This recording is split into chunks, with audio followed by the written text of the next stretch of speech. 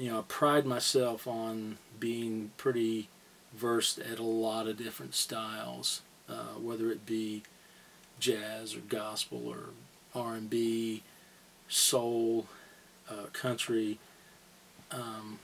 There's a lot of guys that say they do that kind of stuff, but I try to do it authentically, or whatever that is. And met some friends that were kind of transplants from different places, and ended up having a vocal jazz.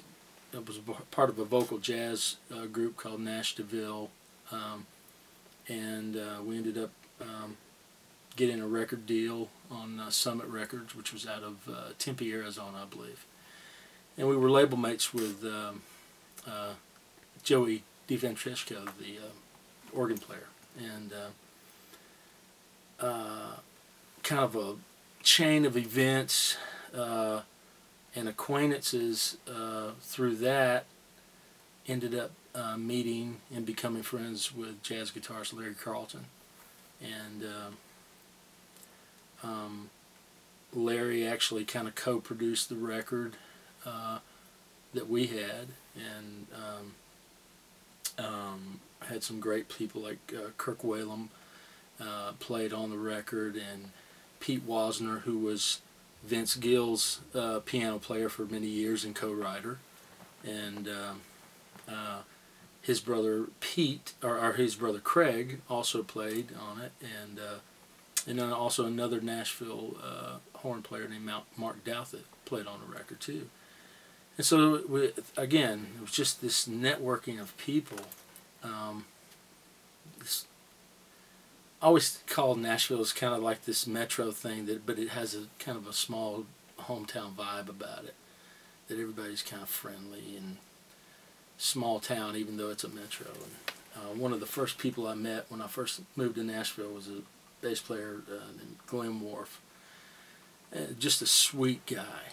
And Glenn, I saw Glenn's name on credits for years, and I remember going out to the at the time he was playing with a band called the Blue Bloods at the Bluebird Cafe, and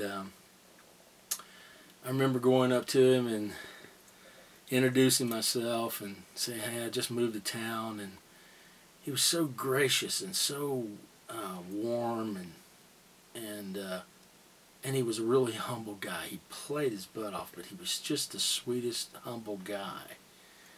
And I just remember that really impacted me, that this guy had tremendous credentials, and his discography was crazy, but he took time just to say hey and welcome to town, man, I wish you all the best, and was so very nice to me, and that stuck with me.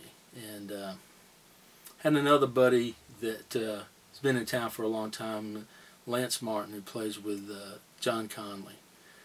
And I remember Lance taking me. He said, "Man, why don't you meet me at Waffle House and let's sit down and talk. And I'd like to help you maybe not make some of the mistakes that I made when I first moved to town. And if I can give you some advice and all that." And he sat down with me. I remember we sat at Waffle House for 2 hours, and he kind of gave me the ins and outs of what to do and what not to do, and if someone says this, well, you might be that might be a little shady or something. And that boy, again, Lance has continued to be a real dear friend after 20 years, and Nashville has always been that. It's always been just the guys. We had the hang. Everyone was cool, and you know, I think as a lot of young players do, when I first came to Nashville, I was kind of listening the buzz of who the hot guy was and who everyone was so, drawn to. And there was a few guys that were in town, and I'd go and see them, and I'm like, okay, well, I think maybe I can do that. And I tried doing that for a while and didn't seem to get anywhere. And a friend of mine told me years ago, he said, you know what, there's only one Randy Smith.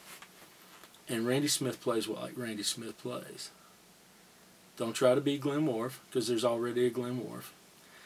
Don't try to be, you know, a Michael Rhodes or any of these other guys, or even a Leland Sklar or Verdine White, or those kind of guys. I think we're all influenced by those guys. But play like Randy Smith. Do what Randy Smith does. And it's funny, when I quit trying to be somebody else, just played like I knew to play from my heart and my soul, then people started calling me to play, you know, because and